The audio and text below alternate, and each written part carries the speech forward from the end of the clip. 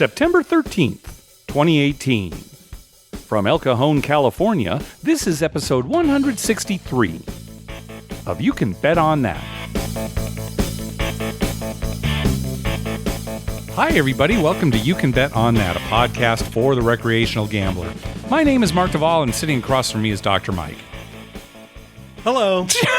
God, you said you were ready. Then you took a big gulp of Mountain Dew. And I had to swallow. It didn't go down right.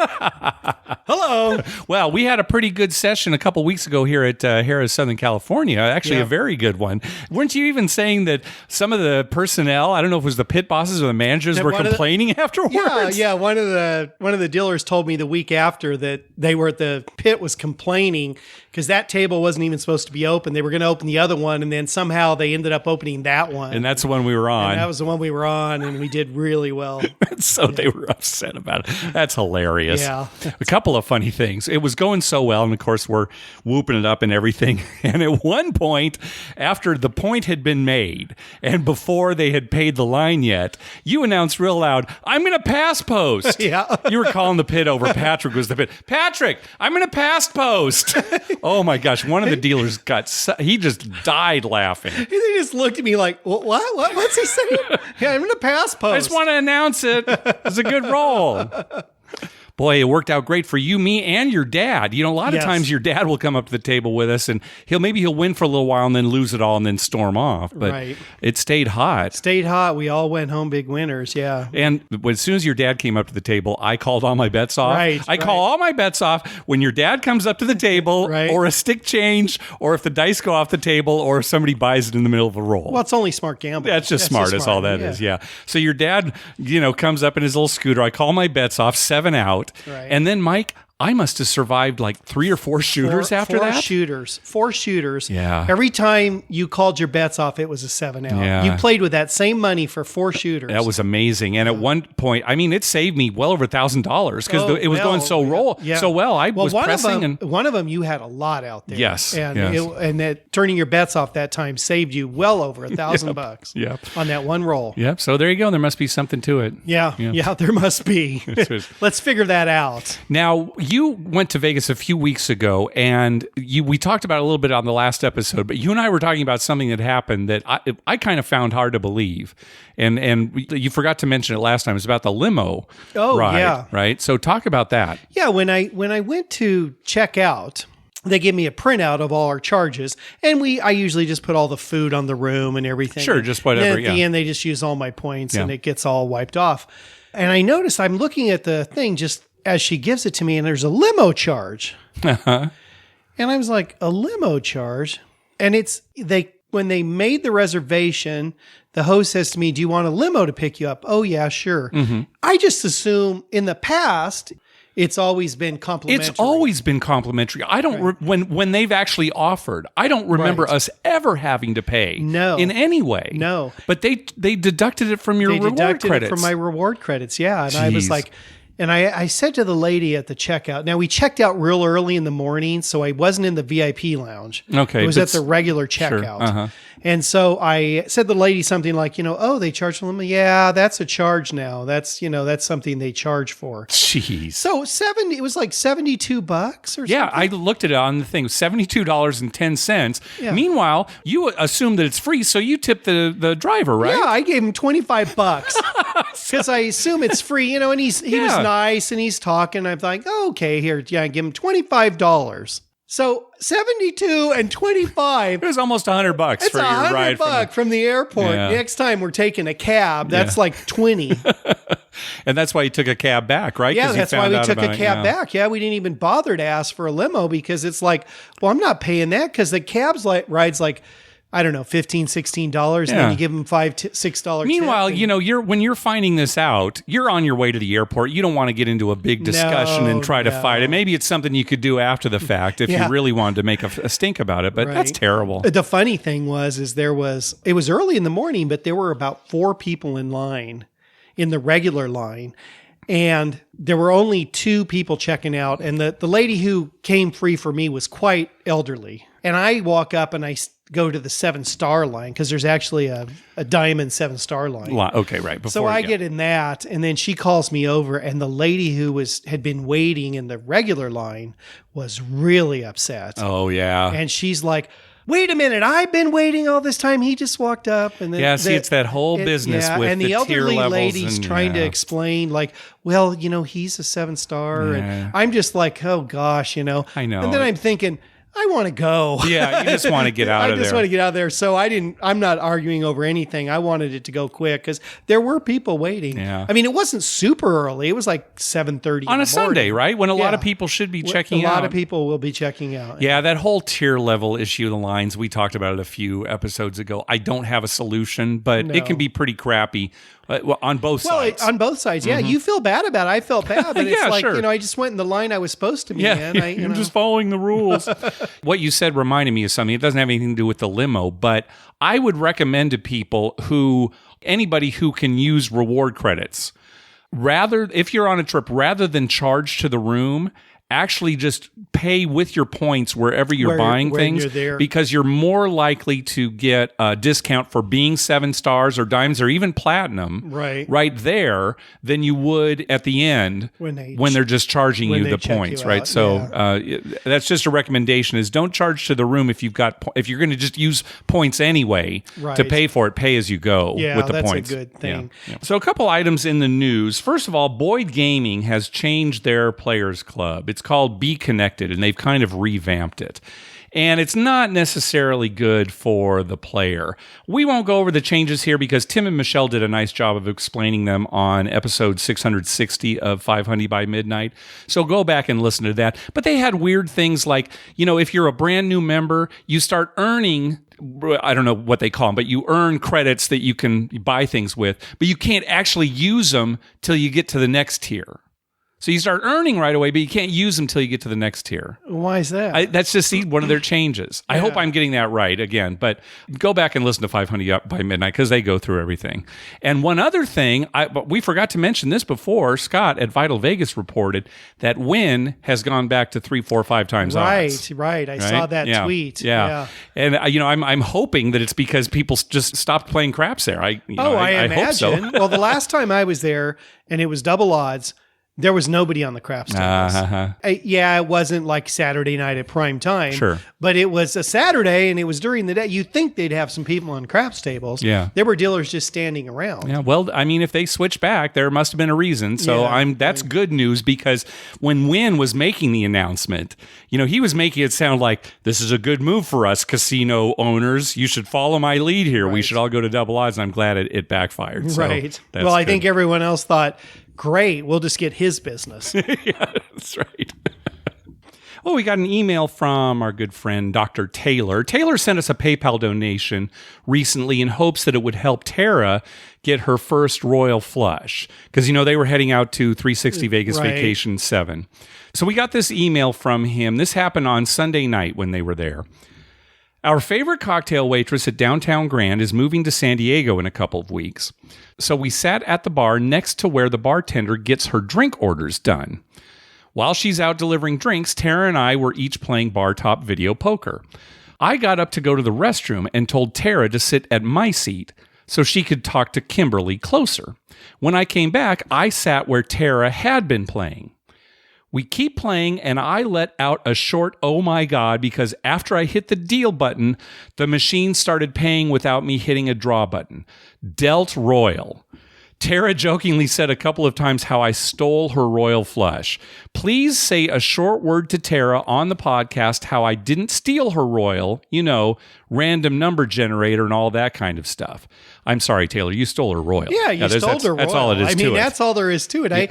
I was sitting there reading that thinking, wait a minute. I would have been mad. You stole her royal. You stole it. You knew that it was coming. You made the PayPal donation. Right. You knew the royal was coming. Yeah, you wouldn't have made the PayPal donation if you didn't know the royal was coming, right? So, you took it. That's a shame, Tara. Yeah. Might want to rethink this whole Taylor thing.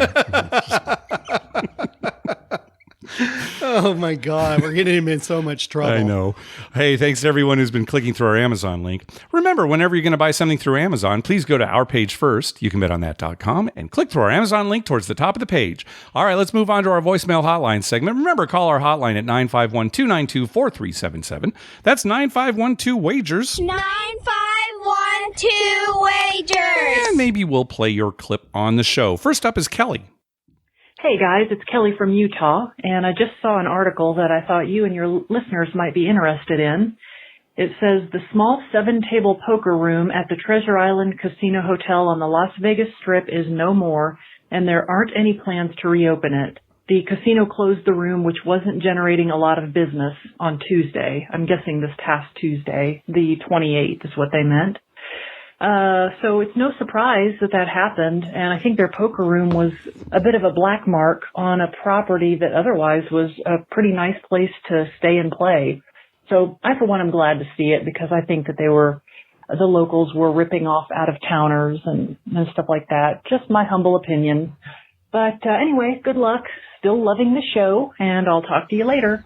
Yeah, Kelly had called in a while back about some shenanigans that they kind of saw going on there. Yeah. So that is good. We love the property too, and really the poker room is the only thing we'd heard anything bad about. So no tears over this, I guess. Well, and 7 tables, how much was it open to? That's true. And a lot of casinos are closing their poker rooms. They're just not money makers. No, and the take is so small on those, and you've got to pay a dealer. And, and there's other things. There's other logistics besides the dealer. You've got to have somebody doing the board keeping. Right. So there's personnel. Pit boss and cocktail waitress going through there, stuff like that. So there are plenty of casino. The big casino, like there's the Aria has a poker room, Wynn, Venetian. There are some big ones that'll stick around, but some of these smaller places, it's not a surprise to see the poker rooms going away. Yep. Well, they can put slot machines in there. Exactly. They make way more money. Yep.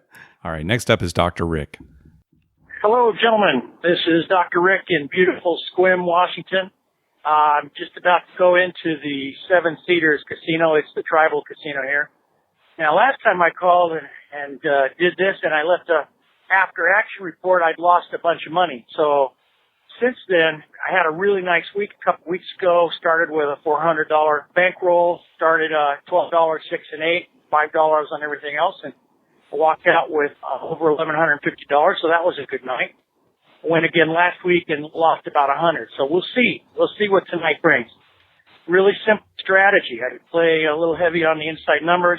I try to go full odds if I get a 6 or an 8. I stay out of the prop bets, except I always play a dollar hard 6 and hard 8 for the dealers.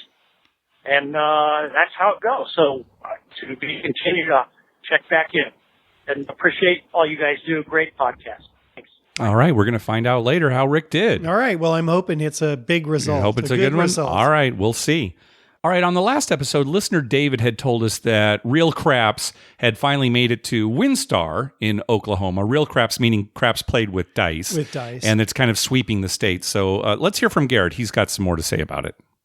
Hey, Mark and Dr. Mike, this is Garrett from Arkansas calling in about the Oklahoma craps and roulette plans and what they've been doing recently. I emailed you about it a week or two ago and said that they ended up getting the laws passed a little bit sooner than they expected. So they opened up craps and proper roulette at a lot of the casinos. They opened up the new tables already, and man, it has been booming. My home casino, the craps tables open Thursday, Friday, Saturday, 4 p.m. to 4 a.m. And let me tell you, I have not been there since it opened, and it's not been an almost full table. I mean, there's a couple seats here and there that you could squeeze into, but for the most part, every single spot at the table has been taken from 4 o'clock when it opens to right when it closes. So it's been a lot of fun. I've been playing craps out there. It's actually the first time I've played craps in person. I played it on my phone, but a couple nights ago I went back and I was playing some more craps, and I got to be the shooter, and they passed the dice to me, and the first roll, I rolled a 2, so we all lost, and they're like, it's okay, first roll, whatever. I roll again, and I rolled an 8. So the points on 8, you can do 5 times odds on the 8 there, so we all did 5 times odds. We were talking, kind of had a little bit of table banter going back and forth, and we decided all max out our odds for good luck, and one guy probably had about $500 out there. I think he had $100 as his pass bet. So he had about $600 out there. And the very next roll, we're all getting ready for it, and I 7'd out. And let me tell you, I thought they were going to follow me out in the parking lot and beat me to death. But the table ended up being pretty cool about it. They just said it's okay. We all have a bad roll, and we kept on playing, and we all had a lot of fun after that. So, got to say, it's been a lot of fun. Glad to have it at the casino, and glad to finally actually apply some of the things you guys have talked about on this podcast and be able to relate to it. So, hope to see you guys coming through Oklahoma before long, and whenever you do, we'll have to hit up the craps tables. Anyway, appreciate the stories, fellas. Keep it up, and look forward to hearing from you. All right. Well, that is good news that they've got the dice there in Oklahoma. But, we've talked about it. I don't know if we'll make a special trip there because I think they still charge the ante, don't they? Actually, Garrett has a follow-up call. Hey, Mark and Dr. Mike, this is Garrett from Arkansas again. I broke one of the rules. I talked about Oklahoma gambling in my last call, and I didn't mention the ante. So I forgot to mention it, but what I wanted to say was the ante on craps is actually pretty fair for what they're doing right now. You have to do a $1 ante, but only on the come-out roll. So if someone rolls the come out as an 8, if the 8's the point, then they hit every other number in the field, and you made $200. You only had to pay the $1 ante on the come out. So I just wanted to call back and mention that real quick. That way you kind of know what they're doing with the ante. Overall, I think it's pretty fair. It eats up antes a lot less than something like blackjack or 3-card poker because, $1 ante can actually last you quite a long time. So just wanted to call back and tell you that about the ante because you can't talk about Oklahoma without talking about the ante. Anyway, thanks again, guys. Yeah, I don't know if I'd use the word fair. I mean, it's definitely better than other table games like blackjack where you have to pay every hand, that kind of thing. So I don't know if I'd say fair, but at least it's better than some of the other games. Well, the thing is, the house has an edge on your pass line bet anyway. Yes. And then they're taking $1 out of it. Well, but that ante, that's like a separate thing. That goes into a different pool. I don't think that goes straight. Well, still, to you, it doesn't matter. To you, it doesn't matter where it goes. It doesn't go in your pocket. Right. And the other question I have, so it's an ante on every come out. Every come out. So a 7 natural winner, you pay another $1. That's my understanding, so if you have a $5 pass line any bet, kind of natural, yes. You basically won $4. Mm-hmm. Yes, and correct. so an 11, another $4. Yes, correct. A 3, you lost your 5 plus and $1, $1. so $6. So you lost $6. Yes. Mm-hmm. Yes. Yeah. See, that's the part I don't like. How $1 every shooter? That'd certainly be better. I wonder if they could get away with that. That'd be way better.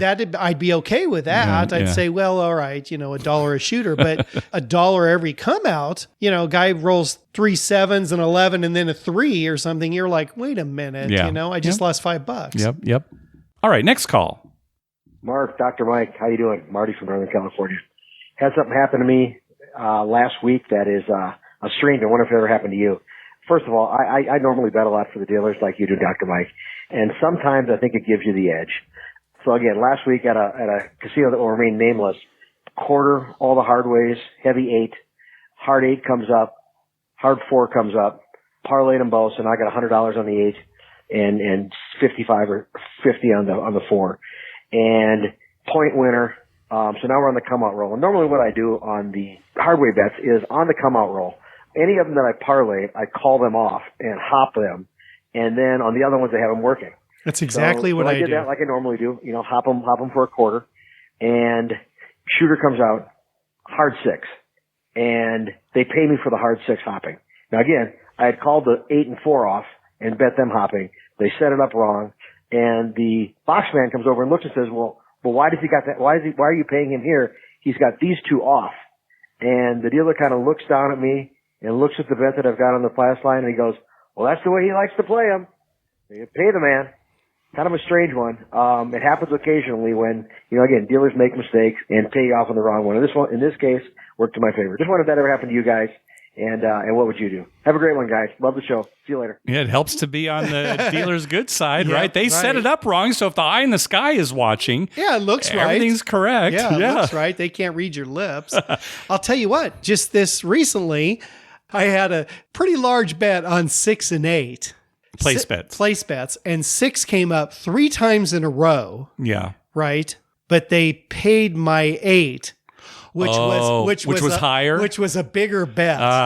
So I had $150 on 6 and $240 on 8, just because I had been pressing them. Anyway, 6 came up. He paid the 8. At first I didn't even catch it, and then I'm looking at my money like, oh gosh, he paid the wrong one. Yeah. But he paid everybody. Paid everybody as if it would have been 8. Yeah. Right. And then the next one, 6 came up, and he did the same thing. Paid the 8. And then the third time, he paid it and actually had the money already. And then another dealer saw it and said, "Oh no, the call was 6." And he, okay, backed it up. And it was so funny. I was like, You do see that every once, especially with the 6 and 8, sometimes with the 5 and 9, but since the 6 and 8 are right next to each other, you do see it a lot. The funny thing is, the only one who really benefited was me, because everyone else had like a $30 6 and $30 And it was the same. 8. Yeah. So it didn't matter, but I had a much higher 8 for whatever reason. So it does happen. Yeah, definitely. And it wasn't an intentional thing, I don't think. Oh, well, it's just no, like, but I think the dealer knew what had happened, and was kind of on Marty's side, right? The dealer clearly knew what happened, right? Why would he hop? Here's what I want you to do. Next time, you're in that same situation, you've parlayed one of your hard ways. I want you to hop all the ones that you haven't pressed. Just because it makes absolutely no sense. Yeah, that made You're trying to explain to the stick person right now. No, this is what I want. How many times have you heard them? They put it on the wrong one. So I'll say, if I have $100 hard 6, it's off on the come out. I hop it, $15 for me, 10 for the dealer, something like that. Right. But sometimes they'll put it on the wrong one. And then I'll say, no, the 6. And they always look at me quizzingly like, why the 6? I was like, well, that's the one that's pressed. The others. That's the whole point. Yeah, that's the whole point. I mean, and the dealers who've seen me do that forever still get screwed up on that. Yeah. So it's easy to happen, right? Yeah. Oh, yeah, definitely. All right. Next up is Dan. Hey, guys. This is Dan in New Jersey. And I was calling to tell you about something that happened to me playing in our online casino games here in New Jersey. We have the legal online status. And Hard Rock AC has a live dealer game of Texas Hold'em, which I like. And I think they are the only casino in New Jersey that has the live dealer game of Ultimate Texas Hold'em. And if you're not familiar with these live dealer games, basically what happens is there's a video shot of a dealer standing at a table, and they deal the cards just like they would if you were sitting at the table across from them.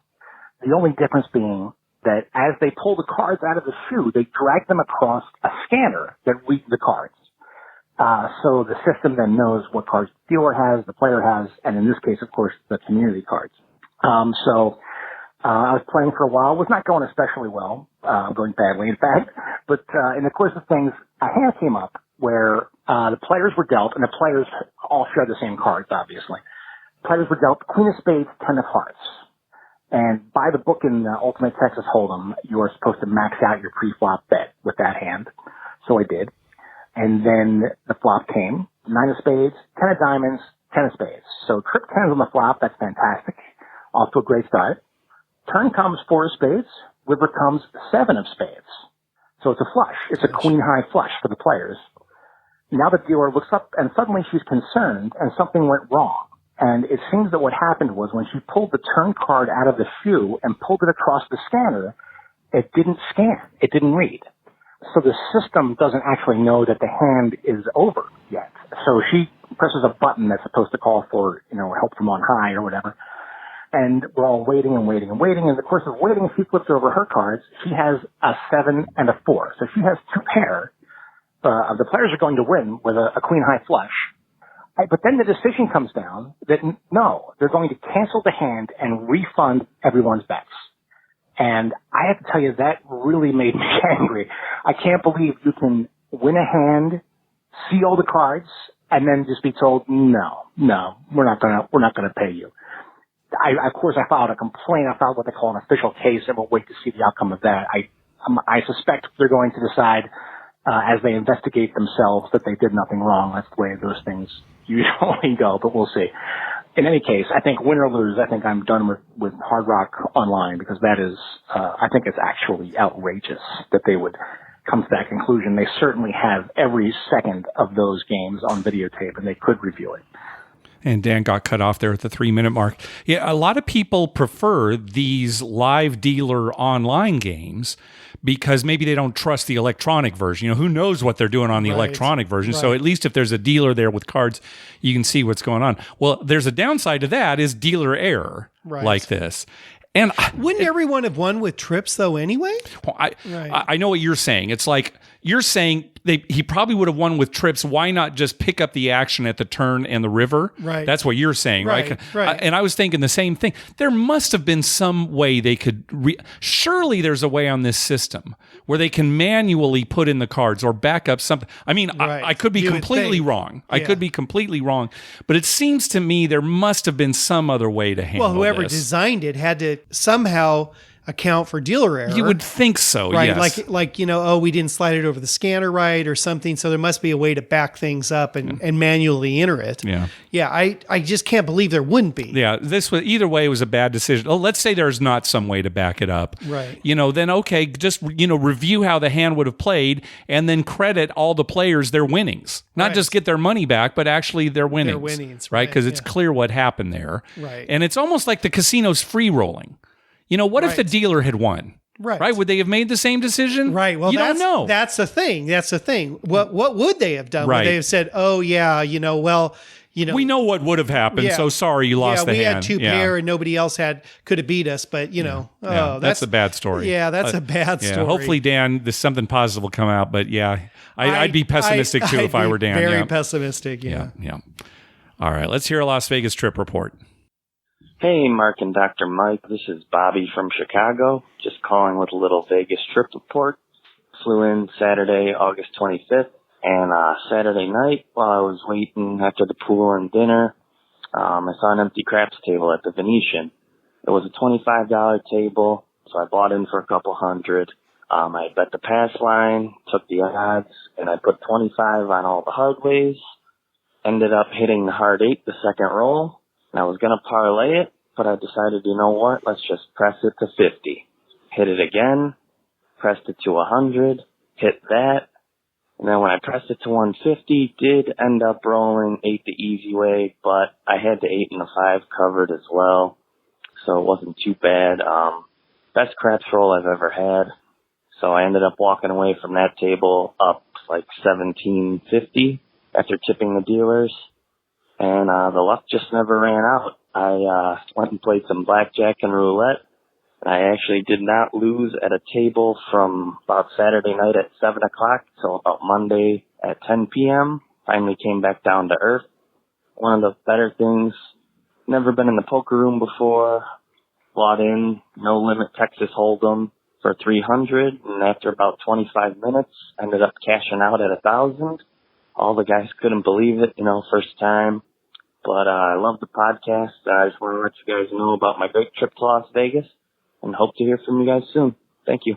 That's a nice run. It's so rare that you have a trip where everything's going your way almost the whole time, right? It's just so great when it does happen. Usually like one good day, and the other 2 days are terrible. But just even if it's like just a few bucks at every table, I won $20 here. Yeah, I played for 2 hours, won $20 just every. Yeah, that's nice. That's nice. Yeah, that's very nice. All right, let's hear from our good friend Melanie. Hello, Mark. Hello, Dr. Mike. It's Melanie from Colorado. I've been following along at home and very much enjoying your ongoing discussion of when the homeless guy sat next to the friend of yours or the caller and the guy hit for a big jackpot and gave him part of it. Did he owe him anything or not? I love that. I don't think he owed him anything. I think it's a really incredibly nice gesture, though, that he just kind of followed through on it. I remember back, about a year ago, I was sitting at Boar's Head and a guy hit $1 Royal next to me. And he cashed in and he left. I'm like, man, he was sitting right next to me. It would have been fun for him to throw me a 20. Didn't need it, didn't want it. It was just kind of fun to be in the moment. When I hit that $1 Royal from that, we were there for Travel Zork. I was tired. I couldn't, I actually was dealt a flush.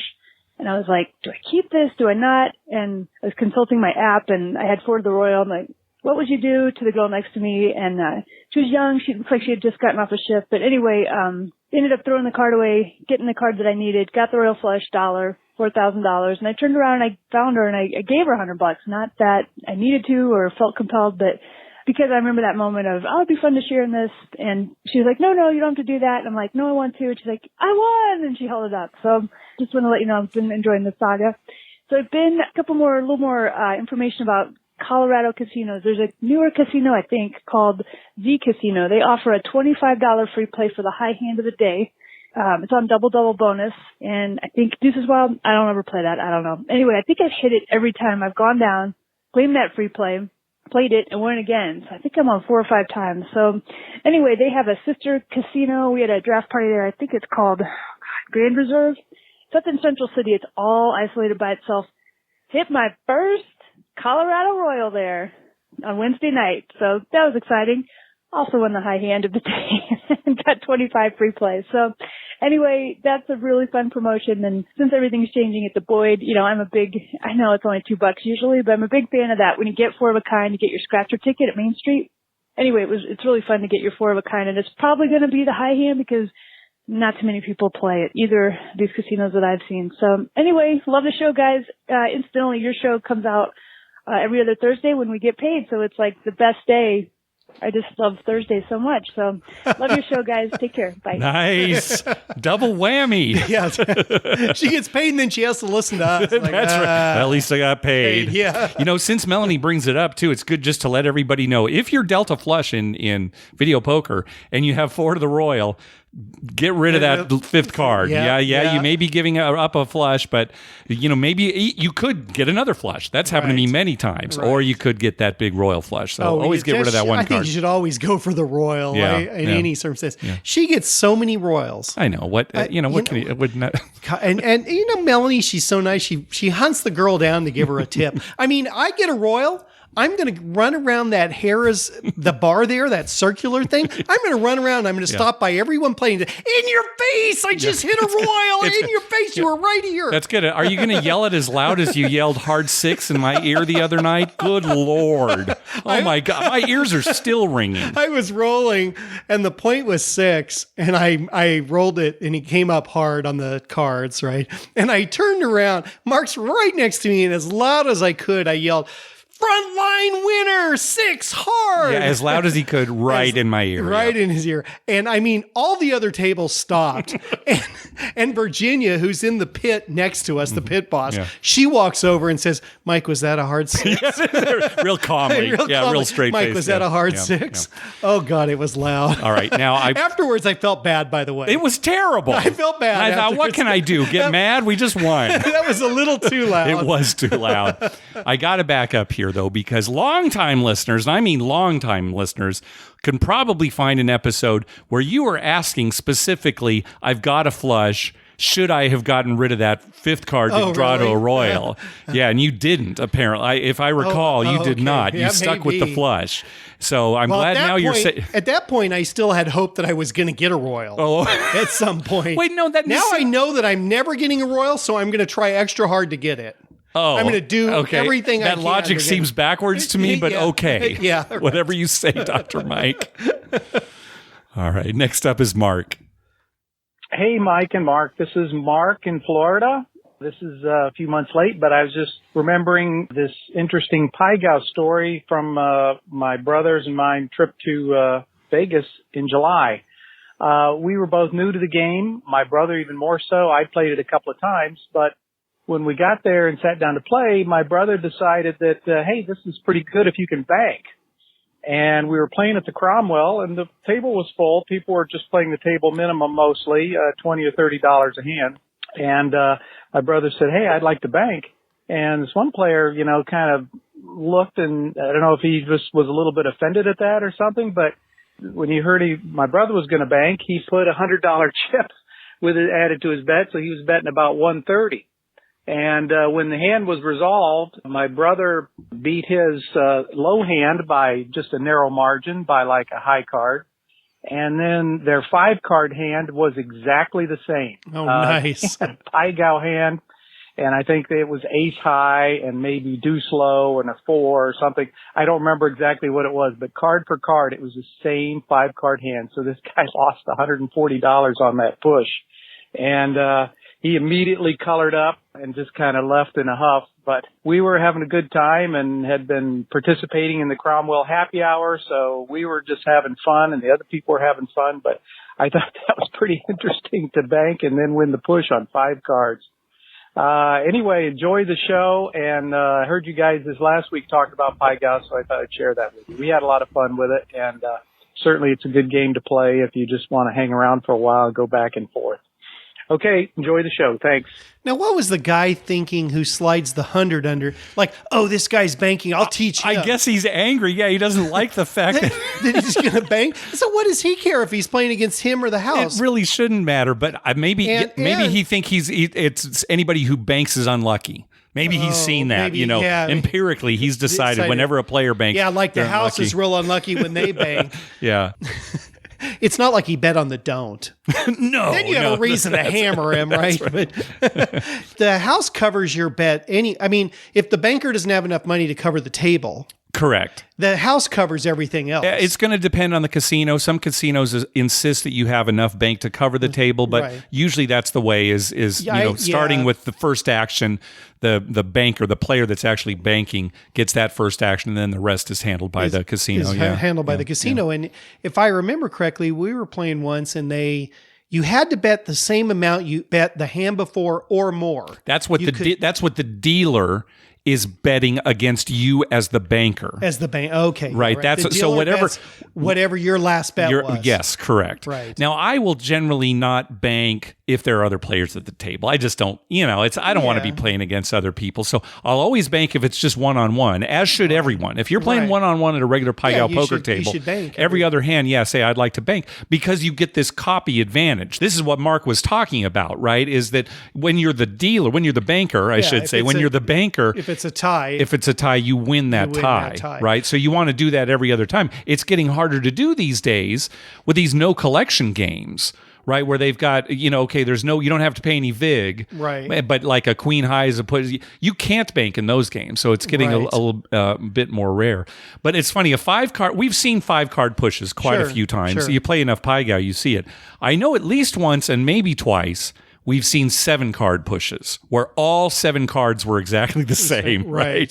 So, of course, the player loses and the banker wins. Yeah, you'd think you'd see that like an ace high. Exactly. Like an ace high, something like that, that goes all the way down. Because any other time you're talking about pairs or whatever, then it's really unlikely. Really unlikely. But ace high, you could easily have like queen jack on top, ace, 10-9, 5-4. Right, all the way down. Like that. Yep. All right, so on our last episode, Tim Lawson asked us if he thought Pai Gow Poker had surpassed 3-card poker in popularity at casinos as far as table games go. And Charles actually called us with some data. Oh, nice. Hi, this is Charles calling from Wisconsin. On either your last show or another very recent show, you were talking about the most popular card games in casinos. And the UNLV Center for Gaming Research actually provides numbers. And in 2017, just on the Las Vegas Strip, not statewide, downtown, anything like that, there were 1,280 blackjack games, 327 baccarat games, 114 3-card poker games, or tables, I guess, and 93 Pai Gow poker tables. Below that were 68 mini baccarat tables, then 33 let it ride tables, and on top of that, 190 other games.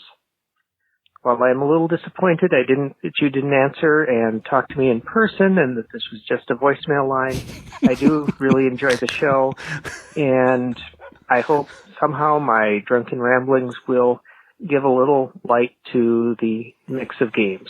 Thanks. Bye. All right. Well, so there you go. As far as number of tables, 3-card poker still has the edge over Pai Gow poker. Now, I didn't see craps listed anywhere in there. Well, this was just card-based table games. That's why roulette's not there either. Oh, right. Okay, so that's what we were talking about when Tim had asked as far as card-based table games. Yeah. Right. Exactly. Now, I wonder if you add in roulette tables, because there's usually only 1 or 2 roulette tables. Yeah, not as many, small casinos. But craps, you can have like 6 tables. There might be only 10, 12 blackjack. I mean, I was actually surprised to hear how many baccarat tables there are. I know it's a popular game and popular with high rollers. Does that include like mini bac? Well, no, because he listed separate mini bac, right? So, and I would include mini bac along with that. Yes, it's a little bit different the way the mechanics are, but it's essentially the same game. So I was a little surprised that they're not horribly surprised, but a little surprised. I'm surprised. Like Pai Gow Poker, does that include tiles? No. No, That's just card That's games. just Pai Gow Poker. Absolutely. Yeah. Tiles would Not that many casinos have tiles. Not that many do. And again, we're talking about card games, Right. and that's technically not a card game. I know, but it's a table game. It is a table game, but again, that's why roulette's not there. That's why craps is not there. Are you following me, Dr. Mike? Table tennis is a table game. Yeah, yeah, it is. All right, I'll tell you what. Let's find out how. But let's call it ping pong. Yeah. And listed on there how many casinos have ping pong. All right, we're going off the rails here, Mike. Let's find out how Rick did at Seven Cedars Casino. All right, are you ready?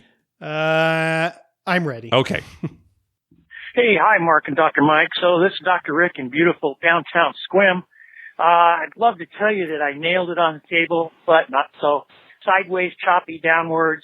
Just a couple of us on table, pretty quiet. It's a nice little casino. It's $3 minimum with 10 times odds across the table, so that's kind of nice. They have hot bets, but they don't do any all tall or small and no fire bet or anything. It's pretty straightforward. But a nice little place to play. And at this point, I know the dealers so well, so we have a good time. And they made more money on tips off my hard sixes and hard eights than I did tonight. So that's, I guess, not a bad night overall. Anyway, thanks again, and, keep throwing the dice. Oh, well, hey, $3 with 10 times odds. Yeah, not bad. He said 10 times odds is pretty good. Is that good or is that bad? I'd say that's pretty good. Yeah. What I will say the amount of odds you can take is determined at the end of the night if I'm up or down. Okay. If I'm down, 10 times odds was bad for That's me. right. That's right. I know there have been times we've been at a 10 times table and you're saying, let's go where they only have 3, 4, 5 times odds. I'm losing too much money. Well, that's it for calls. We actually got a couple last minute calls from Alton and Eric Rosenthal that I just didn't have time to download and get ready for the episode. So we'll get those next time. A lot of times when calls come in on Wednesday in a week where we're recording, I just don't have time to get them ready. So We had plenty of time today because we recorded so late. Yeah. Oh, I mean, we're pushing midnight. yeah, I do have other things that I need to do. Sorry, Alton and Eric Rosenthal. Mike's making me look bad. But I'll tell you, we do. You know what we're going to do now? A segment we haven't done for a long time. Okay. Movie gambling scene. Oh, or nice. gambling movie scene. I guess we don't really have a proper title for it. It's a gambling scene from a movie. There you go. That's a proper title. Yes. And this is from the movie Lost in America, a comedy from 1985, directed by Albert Brooks. You've seen this, haven't I've you? seen it, I may have seen it in the theater with you. I'm sure I saw it with our friend Mike James. Yeah. Because we were big Albert Brooks fans. But anyway, Albert Brooks and Julie Haggerty play a couple, David and Nancy, who live in Los Angeles. David works for an advertising company. And when he doesn't get a promotion he was expecting, he has a meltdown at work and is fired. So David convinces Nancy to quit her job so that they can basically drop out of society and travel across the country like in the movie Easy Rider. He keeps going on about how it's like Easy Rider. But instead of motorcycles, they buy this big RV. Yeah, I was going to say, they didn't buy a motorcycle. This big tripped out RV. They've got around $100,000 that they've saved up that David calls their nest egg, that he figures they can live off of for years. Years. Well, this is 1985, Right. and the idea is they're going to go across the country and camp. Right. They're not going to spend a lot of money. Right, they're not going to spend a lot of money. Well, as they get started on their journey, they end up in Las Vegas, and Nancy convinces David to stay one night in a nice hotel, kind of like their last really nice night before they The last night they can take a real shower. Right, exactly. So they end up at the Desert Inn. They spend the night, and when David wakes up early the next morning, Nancy is not in the room. So he goes down to the casino to find her, still in his bathrobe. Yeah. 5 again. Double up on 5, double up on 4. Thank you. Hey, you can't come in a casino dressed like that. I saw Electric Horseman. An animal rode through here with lights on it. 26. Come on back to me, 22. Come on back to me. Come on back. Come on, 22, 22, 22. Come on back. Come on back. 22. Come on. Come on. Come on. 22. What are you doing? What's 22. the matter with you? Not now. Not now. Just go away. Not now. Come How long on, have you been 22. down here? Root for me. We're going for 22. 22. 22. 12. 22. How much was that? How much money is that? All right. One more time. 22. Why are you Big betting chip, 22? 22. Big We chip, got it, 22. Come on back to me, 22. Just come on back. Been here all night. She's not on a lucky streak. I think you should talk to her. How much has she lost? Talk to her. How much? Talk. Come on back. Come on. The man says you're not on a lucky streak. What man? Right over here, he says you've lost. I was down earlier, but come on. And you're up now? No, I'm still down, but I'm going to hit now. How down are you? David, you're going to bring me bad luck now. Well, Stop he says it. you've Come already on. got bad luck. 22. Come on. 22. Yeah. 22. Whoa! All right. I'm sorry. All right. I'm up. $35. We're up. No, we're still down. How down? Down. How 22 down. 22. How down is she? Down. Come on. 22. How down are you? Down. How much have you lost? Everything. What does that mean? Everything. No, what do you mean? Everything What do you on mean? What is 22 everything? and What are make you it doing? happen for me. Why the hell are you betting all that on one number? Come Where did you get that number? back. What is 22. 22? Come on back. Stop betting Come on 22. back. 00. You lost. It's gone. 22. What do you mean? 22. Two. You have no more money. Stop it. 22. There's no more money there. Stop it. You really like 22, huh? Stop it. Come here. 22. I'm going to hit on Stop it. You're not 22. there anymore. All right. Now, this is a comedy, and this is a funny scene, but it's also a horrible scene, Yeah, right? I mean, it's really horrific. He loses all because her money. she's lost the entire nest egg. That's how the story goes. I like when she wins. I know. $35. Yeah, right. You can just imagine how much she was betting before. Oh, my gosh. So, yeah, again, funny, but incredibly tragic as well. Well, on the next episode, we'll hear a subsequent scene where Albert Brooks, David, tries to get the money back. He has a meeting with the casino manager, and that's a great scene, too. So we'll save that for next time. And thanks to listener Paul for the suggestion on this clip. I liked it. 22. I know, and the other guy at the 22. table, yeah, she really likes 22. She really likes 22. Oh, it's horrible. I'll tell you what, this week, in honor of this clip, Yeah. I'm going to run from the craps table to the roulette, which is right behind the craps table Yep. there, and bet 22 every time. Okay, Just good. $5 You'll on do it. 22. $5 on 22. All right. We'll let you know how that turns out, folks. Yeah. All right, well, that's going to do it for this episode. Hey, we want to thank listener Tony for a PayPal donation. He said a karma donation for my upcoming 60th birthday trip at the Borgata, September 16th and 17th. Nice. Yeah, great. So that's coming up this weekend. So yeah, good luck on that. Hey, be sure to check out our TV listings showing all the gambling-related shows coming up within the next 2 weeks. We update those listings every Wednesday using a customized program that searches through all the raw American TV data. Just go to youcanbetonthat.com/TV-listings. We'd love to hear from you. Call our voicemail hotline at 951-292-4377. That's 9512-WAGERS. Or you can email us at youcanbetonThat@gmail.com. You can also follow us on Twitter at YouCanBetOnThat and on Facebook at facebook.com/YouCanBetOnThat. Finally, please go to your favorite podcast app and write a review on us. We love getting your feedback. And you know who else we love? We love you, Tara and Taylor. Yeah. I know we're giving you a hard time. Tara, give Taylor another chance. Yeah, give him a chance. I mean, he didn't know he'd come up. You know, random generator and everything. Exactly. What else you got for us, Dr. Mike? Well, Mark, I'm just tingly all over because it's football season. Yeah. And that, and I may itchy a little bit too. Sure, yeah, But- you just in general. But the Chargers are off to their fabulous start. Yeah, right? that's great. And with their 16 away games, you see how many Chiefs fans were in the stands. Oh my God. It was terrible. Now they play in that little tiny stadium until this new thing is done, right? Which won't be their stadium anyway. It'll be shared with the Rams. Yeah, you're right. It'll be the Rams stadium. It's the Rams exactly. stadium. Yeah. They're just living there for a while. They're like the unwanted house guest. Exactly That never right. leaves. Exactly. The Rams are thinking, when are they going to leave? When are they going to leave? Get your own place. Yeah, You're grown up now. That is so true. Dean Spanos. Alex was his dad. Yeah. Dean Spanos, grow up. Get your own home. It is unbelievable. There's only 2 decks to that stadium, and you can only on TV see the bottom deck. Right. And I mean, it's all red. It was all red, and they're not even selling out you're talking about how it's a small venue, right? They're not even selling out. Even last year, their opening game, they didn't sell out. Now they're saying they did, right? But it's clear if you just look in the stands, people aren't coming. I don't know if they're giving away tickets. They give or whatever, away tickets and stuff, right? You can always say you sold it out. You just gave them away. Yeah. And here's the other thing too. On one play, Rivers his team could not hear him making the calls. Yep. In his own home stadium. That should never happen. Oh my God. Anyway, I'm still glad it's football season. I love football. And I love the Chargers. I do. I would just love to see him I can't. win. I'll tell you. They're not my team. I've said it before. Why? Because they're not in San Diego. That's why they were my team. I know, but I do not love the Chargers, have a and team. I find myself, I don't think about it, but I find myself rooting against them when I'm watching games. So that's just, I don't know, Schadenfreude or whatever. But I understand. I understand why people do that, but I got to root for somebody. Sure. So, I'm going to root for them still. I'm going to root for the Vikings still. Okay. I hope the Vikings go all the way well, that's fine. Year. Your wife's from Minnesota, right? So I root for the Bears because my wife's from Illinois. Well, I like the Vikings. Did you watch that game the other night? The Bears and the Packers, yeah.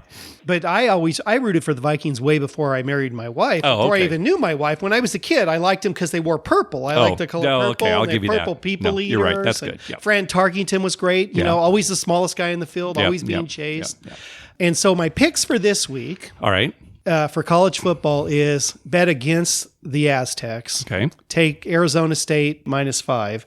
And then in the upset, you know what? Go with Hawaii again. Okay. They're I think 7-point underdogs to Army. Okay. Away. They're not at home. But I think they're for real, and I think they could potentially win that game. All right. Very good. All right. Well, it is late. This is one of our later recordings. So we got to get you home. So thanks for listening, everybody. Good night.